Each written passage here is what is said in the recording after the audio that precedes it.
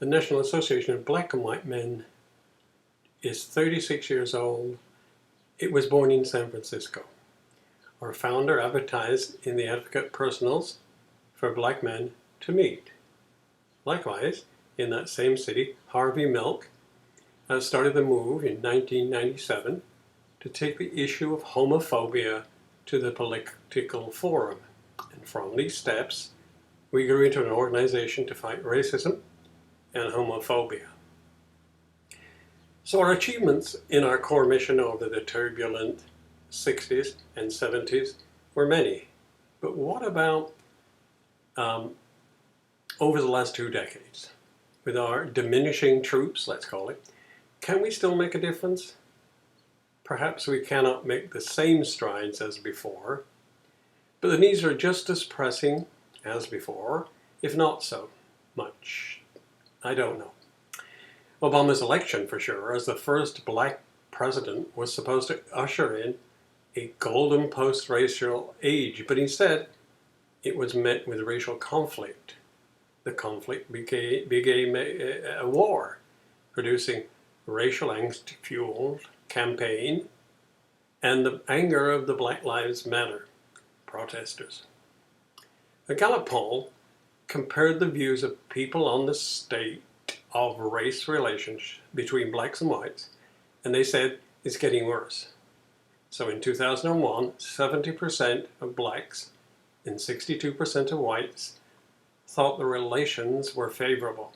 But in 2015, that same group of numbers amounted to 51 and 45%. We should certainly increase our energy to fight racism as we find ourselves in an anti-establishment environment that uses covert and blatant messages to promote nativism and their yearning to get back to the so-called good old days. Every year, every day, we should increase our energy, as I said, and stand and be at our convention. Our convention is every year, and organizing this is a method of providing a forum towards moving to our goals. I urge you to go to our Memphis convention in July. However, in a survey of the attendees, we find that they enjoy each other's company and they want to develop networks to give a better understanding of race and culture. So the prime reason seems to be social and educational. We want to develop and understand interracial relationships. We apparently do not feel we can make a political call to arms. Despite all of this, at the NA we are unique in that we promote, govern, and espouse racial parity in our lives. We are mostly gay and feel empathy for people at the margins. So we have experience on these issues.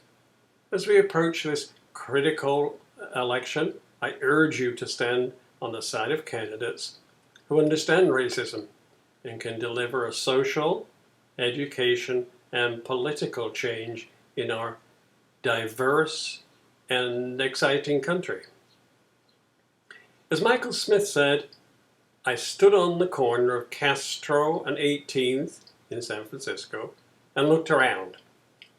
I ask you to stand on the corner of your gay or straight street and look around. I know you can dream, it'll change. This is Ken Barham from the National Association of Black and White Men Together, thanking you for looking at this video. We're on NABWMT.org on the web. We're on Facebook, a number of Facebook for the National, for the Convention, and for the chapters. We're also on Twitter, and we have a lot of chapters. Just look in our website, and if you want to join us, we'd be welcoming you. Thanks very much.